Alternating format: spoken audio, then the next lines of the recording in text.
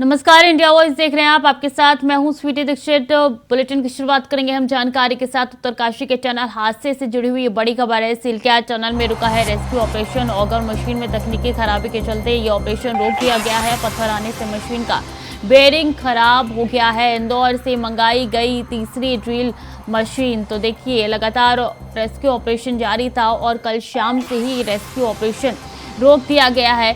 दिक्कतों का सामना करना पड़ रहा है। कोशिश लगातार जारी है कि 40 जान जो अंदर फंसे हुए हैं उनको जल्द से जल्द बाहर निकाला जाए। ऑगर मशीन में तकनीकी खराबी के चलते ये रेस्क्यू ऑपरेशन रोक दिया गया है। तो अहम जानकारी आप तक पहुंचा रहे हैं, जहां पत्थर आने से मशीन हुआ है खराब और ऐसे में रेस्क्यू ऑपरेशन रोक दिया गया है। इंदौर से ड्रिलिंग मशीन मंगाई गई है। अभी कैंथुरा ज्यादा जानकारी के साथ जुड़ चुके हैं। अभी रेस्क्यू ऑपरेशन रोक दिया गया है और देरी होगी अब, इसका मतलब लोगों को बाहर निकालने में। बिल्कुल, ये कह सकते हैं कि जो अभी की जो प्रक्रिया वहां पर चल रही है, उस प्रक्रिया में कह सकते हैं कि जो इंदौर से मशीन मंगाई गई है वो मशीन पहुंच तो चुकी है, लेकिन उसको अभी असेंबल करने में वहां पर समय लग रहा है। कितना समय और लगेगा ये कहना अभी जल्दबाजी होगा, लेकिन इतना जरूर कहा जा सकता है कि अभी जो ड्रिल पाइप होने थे, जिन पाइपों को आगे भेजा जाना था, वो प्रक्रिया पुनः शुरू नहीं हो पाई है। कल ये कह सकते हैं कि दोपहर बाद मशीन में एक खराबी आई थी, जिसके चलते एक बैकअप के तौर पर इंदौर से एक और मशीन यहाँ पर मंगाने की मांग की गई थी और एयरफोर्स के ये कह सकते हैं कि हेलीकॉप्टर के माध्यम से वो यहाँ पर लाई गई है। सेना के हेलीकॉप्टर के माध्यम से मशीन यहाँ पर पहुंची है, लेकिन अभी जो मजदूर जो टनल के भीतर फंसे उनको निकालने की प्रक्रिया पुनः शुरू नहीं हो पाई है। सिर्फ 22 मीटर पाइप ही ये कह सकते हैं कि जो अंदर भेजे जाने थे वो वहां अंदर भेजे गए। अभी भी ये कह सकते हैं कि लगभग 28 मीटर का फासला और वहां पर है, 28 से 35 का फासला और है, जिसको अभी पार किया जाना बाकी है। लेकिन अभी ये कह सकते हैं कि जो तकनीकी जो विशेषज्ञ वहां पर हैं वो जो बता रहे हैं जो बलुए के भीतर जो स्टॉक है वो काफी स्टॉक है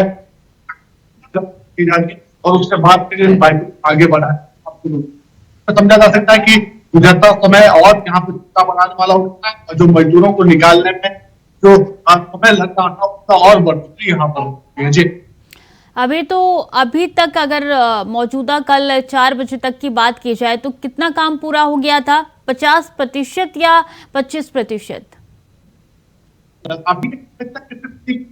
अभी पूरा हो पाया था। अभी भी एक आधे से ज्यादा का सफर वहां पर तय करना बाकी है, क्योंकि जो अंदर जो मलबा जो आया है, जो टनल में भूतसाव का जो मलबा आया उसके भीतर कई ऐसे रॉक बड़े स्ट्रॉन्ग रॉक वहां पर हैं जिनको काटने में बड़ी मुश्किल वहां पर हो रही है।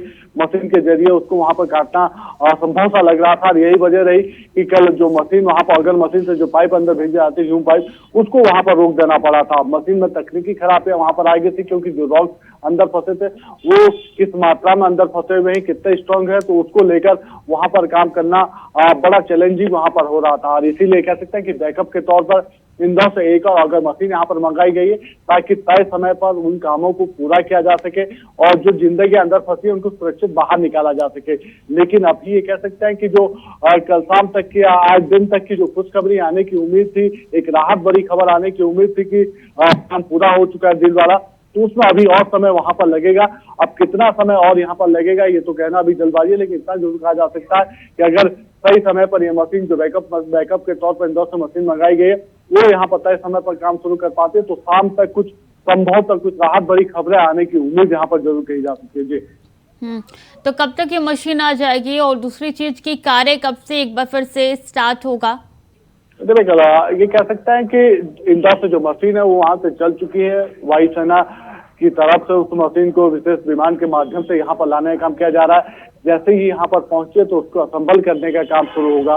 तो ये उम्मीद कही जा सकती है कि आज दोपहर बाद एक बार फिर उस प्रक्रिया को यहाँ पर आगे बढ़ाने का काम यहाँ पर शुरू होगा। जो ड्रिल का जो काम था उस ड्रिल को करने का काम यहाँ पर किया जाएगा और कोशिश की जाएगी कि जो आसानी से उस पाइप जो पाइप है ह्यूम पाइप उनको अंदर भेजा जा सके। अगर कोई मजबूत चट्टान अंदर होती है मलबे के अंदर तो उसको काटने की प्रक्रिया पहले शुरू की जाएगी, ताकि उन पाइप को निर्विवाद रूप से आगे बढ़ाया जा सके और जो टनल्स के भीतर जो मजदूर फंसे उन तक ये पाइप पहुंच सके और उनको वापस उन मजदूरों को सकुशल निकालने का काम जारी हो सके। लेकिन जो चिंता का विषय है इस पूरे घटनाक्रम में, अब जो चिंता का विषय वो ये है कि जो मजदूर 40 अंदर फंसे हुए हैं उनमें कई मजदूरों के स्वास्थ्य में गिरावट वहां पर देखने को मिल रही है। जो उनसे बातचीत वहां पर हुई है, उन बातचीत में साफ तौर पर मजदूरों ने अपने स्वास्थ्य को लेकर चिंता जाहिर की है। कई ऐसे मजदूर है जो ये कह सकते हैं कि अंदर इम्यूनिटी के कारण या फिर दूसरी जो अंदर की जो परेशानियां वहां पर है, जो परिस्थिति के चलते कई मजदूरों को नींद तक नहीं आ रही है। और ऐसे में मजदूर आपस में ही एक दूसरे का हौसला अफजाई अंदर करते नजर आ रहे हैं ताकि इस चुनौती से लड़ा जा सके, इस चुनौती से पार पाया जा सके। लेकिन अभी भी ये कह सकता है कि जो उनको निकालने का जो रेस्क्यू अभियान युद्धस्तर पर जारी था, उसमें फिलहाल कुछ और विलंब यहाँ पर होता हुआ नजर आ रहा है और अभी और समय लगना बाकी है। जी ठीक है, अभी आप बने रहिए हमारे साथ। अगली खबर में भी आपका रुख करेंगे। तो मुख्यमंत्री पुष्कर सिंह धामी ने अपने शासकीय आवास पर अधिकारियों के साथ सीलकैट टनल में फंसे श्रमिकों को सकुशल बाहर निकालने के लिए चले जा रहे बचाव कार्यों की समीक्षा की है। इस दौरान सीएम ने रेस्क्यू ऑपरेशन में आ रही बाधाओं से निपटने के लिए हर जरूरी कदम उठाने के निर्देश दिए हैं। प्रधानमंत्री नरेंद्र मोदी भी लगातार बचाव अभियान पर अपडेट ले रहे हैं और ग्राउंड जीरो पर काम कर रहे एजेंसियों को प्रदेश सरकार की तरफ से हर संभव सहयोग दिया जा रहा है।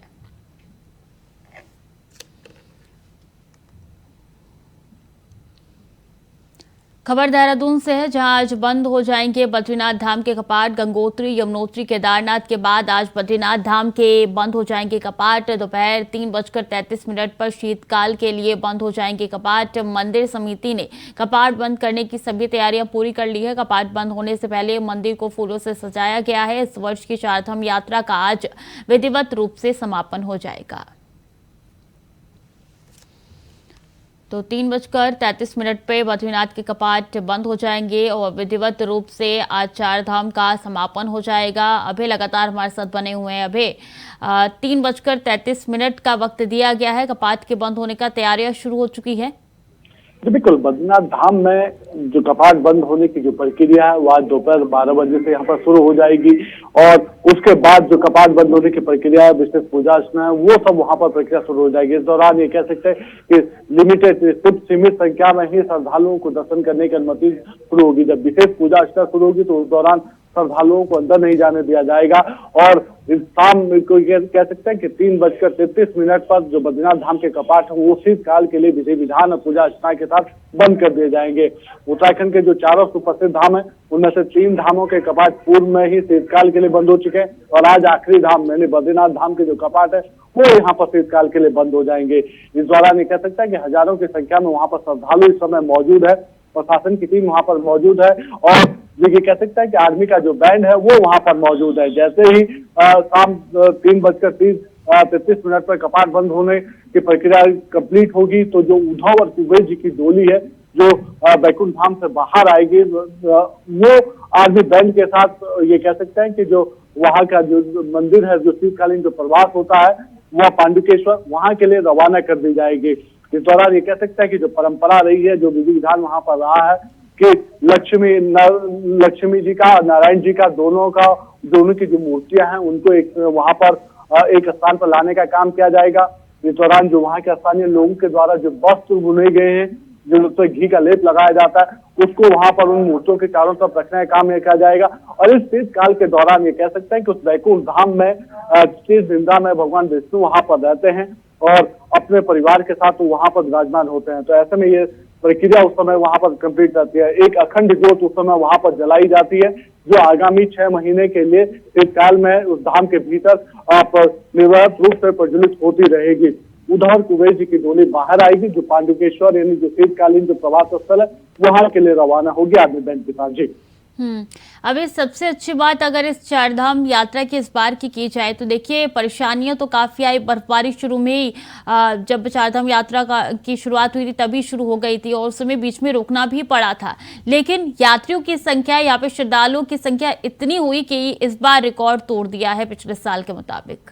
जी बिल्कुल, ये कह सकता है कि पूर्व में जो रिकॉर्ड स्थापित हुए थे चारधाम यात्रा को लेकर वो इस बार टूटते हुए नजर आए हैं। 56 लाख से ज्यादा श्रद्धालु अब तक ये कह सकते हैं कि चारों धामों में दर्शन कर चुके हैं और उम्मीद ये कर सकते हैं कि ये आंकड़ा आने वाले सालों में और बढ़ता हुआ नजर आएगा, क्योंकि मुख्यमंत्री पुष्कर सिंह धामी के नेतृत्व में जिस प्रकार से राज्य के भीतर विकास के काम हुए, चार धाम यात्रा को सुगम बनाने का जो लक्ष्य सरकार ने चुना था, उस लक्ष्य को प्राप्त करने का काम धामी सरकार की तरफ से किया गया। ऑल वेदर रोड के चलते ये कह सकते हैं कि चारों धामों की जो यात्राएं थी और सुगम यहाँ पर हुई है, और इस यात्रा को और सुरक्षित बनाने का काम धामी सरकार की तरफ से किया गया। तो जो सुरक्षित यात्रा का संदेश राज्य सरकार ने दिया था वो फलीभूत हुआ, जिसके चलते कह सकते हैं कि उत्तराखंड में लाखों की संख्या में यहाँ पर श्रद्धालु पहुंचे। और आने वाले दिनों के लिए राज्य सरकार ने एक और बड़ा लक्ष्य यहाँ पर रखा कि अगले 3 से 5 सालों के भीतर ये संख्या 1 करोड़ को पार करती हुई यहाँ पर नजर आएगी। और जब उत्तराखंड राज्य अपना रजत जयंती समारोह मना रहा होगा तो उत्तराखंड में चारधाम यात्रा के दौरान करीब 1 करोड़ श्रद्धालु यहाँ पर दर्शन करने के लिए आएंगे। ये उत्तराखंड की जो पर्यटन की जो स्थिति है उसको और बेहतर बनाते हुए नजर आएगी, उत्तराखंड के पर्यटन उद्योग को मजबूत करते हुए नजर आएगी। और इस चारधाम यात्रा के जरिए उत्तराखंड के जो लोग हैं वो स्वरोजगार की दिशा में आगे बढ़ते नजर आएंगे और उनकी आर्थिकी भी मजबूत होगी। जी ये बताइए, इस बार जो प्रशासन की तैयारी थी, क्या इससे श्रद्धालु खुश नजर आ रहे थे? बिल्कुल, ये कह सकते हैं कि जो खास तौर पर श्रद्धालुओं की जो पूर्व में जो चिंता का विषय रहता था वो रहता था कि सड़क मार्ग से जब वो यहाँ पर पहुंचते थे तो कई जगह सड़कों की स्थिति काफी दयनीय यहाँ पर होती थी। बदहाल सड़कों के चलते उनकी जो परेशानियां होती थी वो वहाँ पर उनको और मुसीबतें बढ़ाने का काम करती थी। यात्रियों के ठहरने की व्यवस्थाएं माकूल रूप से यहाँ पर नहीं हो पाती थी। ऐसे में उन व्यवस्थाओं को इस बार सुदृढ़ करने का काम धामी सरकार के नेतृत्व में यहाँ पर हुआ था। सड़कों की स्थिति बेहतर यहाँ पर हुई थी। जो ट्रैफिक जाम की जो समस्याएं अक्सर मिलती थी उससे निजात पाने का काम यहाँ पर किया गया था। और यही वजह रही कि जो पूर्व में जो चारधाम यात्रा के रिकॉर्ड स्थापित हुए थे वो रिकॉर्ड इस बार ध्वस्त हुए हैं और नए कीर्तिमान इस बार चारधाम यात्रा ने अपना बनाया है। जी ठीक है, बहुत बहुत शुक्रिया आपका तमाम जानकारियों के लिए। और देहरादून से बड़ी खबर है, मुख्य सचिव ने की है योजनाओं की समीक्षा, सीएम द्वारा की गई है घोषणाओं की प्रगति की समीक्षा। महिला उत्पीड़न के खिलाफ चलाया जाएगा अभियान। तो देहरादून से बड़ी खबर, बता दें कि यहाँ पे मुख्य सचिव ने योजना की समीक्षा की है और जो योजनाएं हैं उनकी समीक्षा यहाँ पे मुख्य सचिव द्वारा की गई है। तो देहरादून से इस वक्त की अहम जानकारी, सीएम द्वारा की गई है घोषणाओं की प्रगति की समीक्षा और जो यहाँ पे योजनाएं दी गई है वो उनकी समीक्षा की गई है। तो महिला उत्पीड़न के खिलाफ चलाया जाएगा अभियान।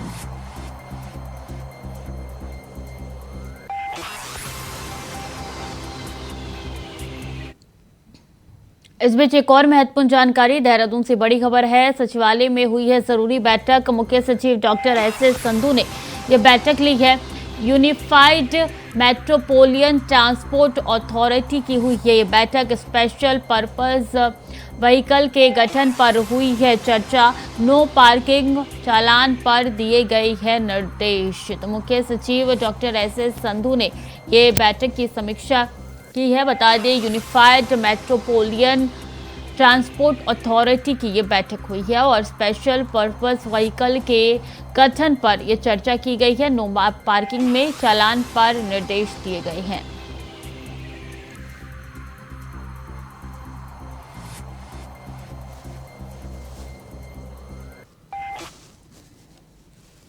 खबर विकास नगर से है, जहां ग्राम पंचायत मेदनीपुर और बद्रीपुर में विकसित भारत संकल्प यात्रा कार्यक्रम आयोजित किया गया। कार्यक्रम में सरकारी योजनाओं के लाभार्थियों ने प्रतिभाग किया और अपने अनुभव बताए। वहीं योजना के अंतर्गत मुफ्त कनेक्शन वितरित किए गए। कार्यक्रम में कृषि विभाग, समाज कल्याण विभाग के साथ साथ स्वास्थ्य विभाग, खाद्य पूर्ति विभाग, आयुष्मान भारत, बाल विकास विभाग सहित कई विभाग उपस्थित रहे। स्वयं सहायता समूह और ग्राम पंचायत की महिलाओं ने विकास रथ का स्वागत किया। कार्यक्रम में विकसित भारत संकल्प यात्रा के प्रचार वाहन ने प्रधानमंत्री का संबोधन लोगों को सुनाया। विभिन्न विभागों के अधिकारियों ने भारत सरकार की योजनाओं की जानकारी दी।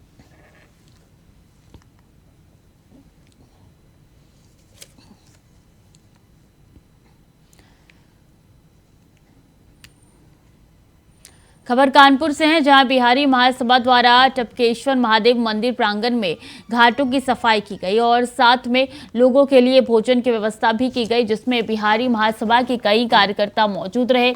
बिहार महासभा के अध्यक्ष ने बताया कि छठ का कार्यक्रम 3 जगह पर रखा गया है और छठ पूजा को एक बहुत ही पवित्र त्यौहार माना गया है। ये त्यौहार सूर्यदेव और षष्ठी माता, जिन्हें छठी माता भी कहा जाता है, को समर्पित है। छठी मैया को संतानों की रक्षा करने वाली देवी माना जाता है। खासकर उत्तर भारत और बिहार में छठ पूजा का उत्साह अधिक देखने को मिलता है। हम लोगों ने मांग रखा है, हमारी कमेटी के लोग, हम लोग गए थे मुख्यमंत्री जी से तो मुलाकात नहीं हुए थे, उनके जो एसडी थे उनको हम लोग दे करके आए थे, सचिव को दे के आए थे कि छठ के अवकाश दिया जाए, इसलिए कि जो 36 घंटे का व्रत है, इसमें बहुत सारे यहाँ देहरादून में रह रहे हैं जो बिहार के, यूपी के, झारखंड के लोग हैं जो सरकारी नौकरी में हैं, उनको दूसरे दिन छुट्टी ना होने के बाद आप सोचिए कि 36 घंटे का जो आदमी व्रत रखे हो और तुरंत से उसको ड्यूटी पे जाना हो तो एक कष्टकारी बात हो जाता है। तो हम लोगों ने रखा है, पिछले सरकारें भी करती आई हैं जो छठ में छुट्टी का, इस बार भी मुख्यमंत्री जी से हमने मांग रखा है कि आप छुट्टी।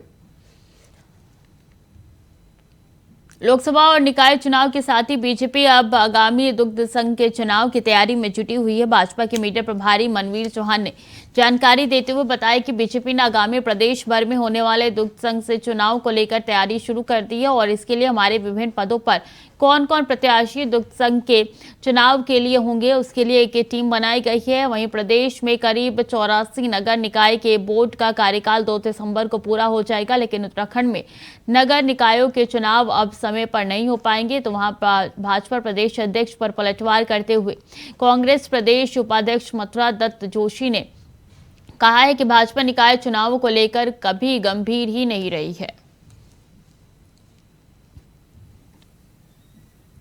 कॉर्पोरेट चुनाव का समय अभी प्रारंभ नहीं हुआ, जब होगा तो कॉर्पोरेट चुनाव भी अपनी गति, कॉर्पोरेट चुनाव को रोक नहीं सकता, कॉर्पोरेट चुनाव यथा समय अपनी गति पे होंगे। जहाँ तक नगर पालिका नगर निगम का विषय, तो मैंने पहले ही कहा है, जब नई नगर पालिकाएं बनती हैं तो स्वाभाविक रूप से उनके परिसीमन में, उनकी मतदाता सूची में समय लगता है, और जब भी राज्य निर्वाचन आयोग चुनाव कराएगा हम तो उसके लिए तैयार हैं। देखिए, सरकार निकाय चुनाव के प्रति कभी गंभीर नहीं रही और भारतीय जनता पार्टी का स्थानीय लोकतंत्र में कोई विश्वास नहीं रहा। वो लोकतंत्र की प्रथम सीढ़ी को ही समाप्त कर देना चाहती है, इसलिए निकाय चुनाव कराने के इंटरेस्टेड है नहीं।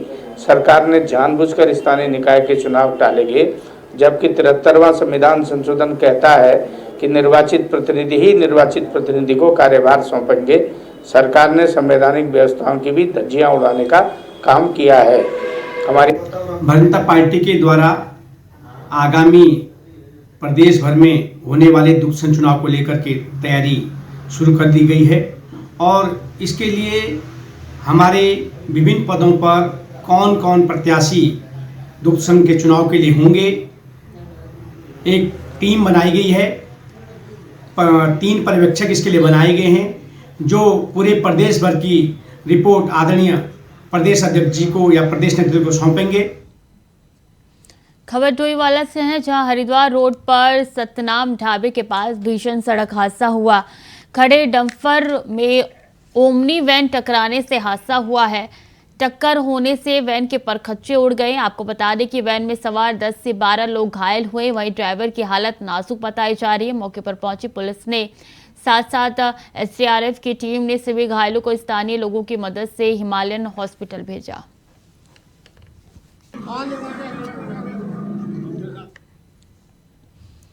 रुड़की के थाना पिरान कलियर क्षेत्र में सड़क हादसे में 2 युवकों की दर्दनाक मौत हो गई, जबकि एक युवक गंभीर रूप से घायल हो गया। सूचना पर पहुंची पुलिस ने घायल युवक को सिविल अस्पताल में उपचार के लिए भर्ती कराया।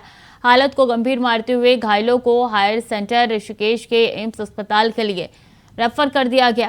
साथ ही मृतकों के शवों को कब्जे में लेकर पोस्टमार्टम के लिए भेजा। हमारे पास अभी एक 108 कोर कॉलेज से 3 युवक को लाया गया है, जिसमें ओपिन की हालत नाजुक है, जिसे हमने ऋषिकेश रेफर किया है। अन्य 2 युवक विशाल और तरुण, उनको मृत घोषित किया गया है और उन्हें हमने मोर्चरी में पोस्टमार्टम के लिए रखवा दिया गया है। सर, जो घायल व्यक्ति है उसकी किस तरह की स्थिति बनी है? अभी इसकी स्थिति गंभीर है और बाकी अब आगे ट्रीटमेंट पे ही देख के वो बता सकते। ये अपने छोटे भाई से मिलने के लिए आ रहा था रुड़की, तो रास्ते में आरसी कॉलेज पड़ा, वहाँ उसके पास एक्सीडेंट हुआ। इसका KTM बाइक थी इसके पास। क्या नाम है? उसका नाम है तरुण गिरी। क्या करते थे तरुण? मेडिकल कॉलेज में था, जीएनएम कर रहा था, सेकंड ईयर था इसमें।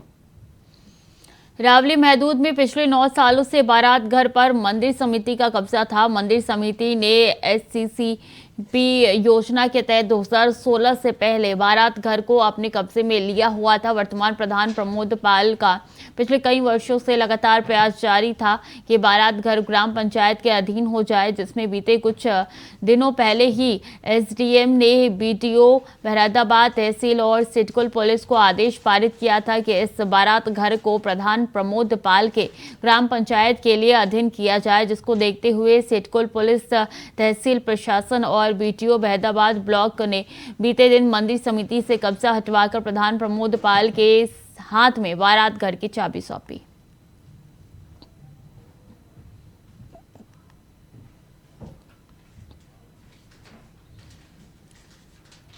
केम्प्टी फॉल और बंगलों की कांडी क्षेत्र को नगर पंचायत में शामिल किए जाने का लोग विरोध कर रहे हैं। आक्रोशित लोगों ने केम्प्टी बाजार में धरना प्रदर्शन कर सरकार के खिलाफ नारेबाजी की।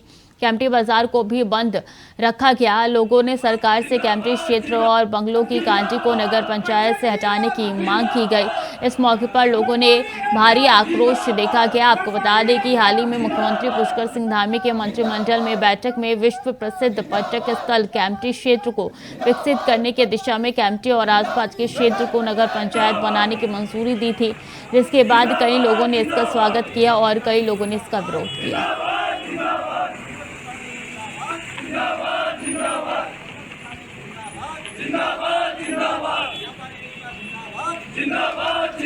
मांगे हैं कि कैबिनेट में अभी एक प्रस्ताव पारित हुआ है केम्प्टी फॉल, केम्प्टी सिया, केम्प्टी गिरागांव नगर पंचायत बनाने के हेतु, लेकिन इसमें आम जनता का सबका विरोध है। सिया केम्प्टी की कोई भी आम आदमी नहीं चाहता है कि यहाँ पर नगर पंचायत बनाई जाए और इसका सब जनता के अंदर आक्रोश है।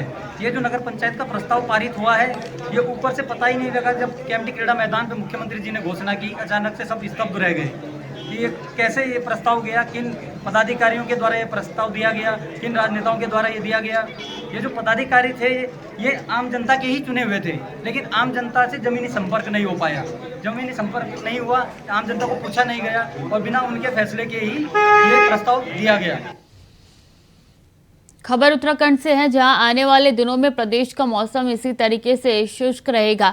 हालांकि बीते दिनों उत्तराखंड के पर्वतीय क्षेत्रों में हुई हल्की बर्फबारी के कारण तापमान में जरूर गिरावट दर्ज की गई है। मौसम विभाग के निदेशक विक्रम सिंह के अनुसार इस महीने बारिश की कम एक्टिविटी देखने को मिलती है। उन्होंने बताया कि प्रदेश का तापमान सामान्य बना हुआ है, लेकिन मैदानी जिले देहरादून, उधम सिंह नगर में अधिकतम तापमान सामान्य से ऊपर है, मगर न्यूनतम तापमान सामान्य से 1 डिग्री कम है। ऐसे में डायगोनल वेरिएशन थोड़ा बढ़ रहा है। इस तरीके से मौसम हेल्थ के लिए ठीक नहीं है। बंद करो, बंद करो, बंद करो। दून अस्पताल हाय हाय हाय हाय हाय हाय, दून अस्पताल हाय हाय हाय हाय हाय। और अभी तक देख रहे हैं कि पूरा मौसम करीब करीब ड्राई चल रहा है। अगर पूरा सीजन की बात करें 1 अक्टूबर से आज की डेट तक जो है तो करीब -36% वो चल रहा है, और मंथ की बात करें नवंबर की तो वो भी -45% पे है। तो जो रेन या स्नोफॉल एक्टिविटी है वो जितनी मिलनी चाहिए उतनी मिली नहीं, सामान्य से कम है। इसके साथ ये भी देखते हैं कि जो नवंबर का मंथ की अगर बात करें या दिसंबर की बात करें तो इसमें जो नॉर्मल है वो सबसे कम है। अगर आप ओवर मंथ के कंपेरिजन में देखेंगे तो करीब 6.4 जो है नवंबर में एवरेज रेन मिलती है हमको। इसी तरह अगर दिसंबर में देखें तो थोड़ा बढ़ता है, 17.6 के आसपास हो रहता है। तो कमी एक्टिविटी इन मंथ में होती है, और देख ही रहे हैं कि जो है करीब करीब ड्राई अभी वो चल रहा है। तो फिलहाल के लिए देवभूमि समाचार में इतना ही। खबरें लगातार जारी है, देखते रहे इंडिया वर्ल्ड।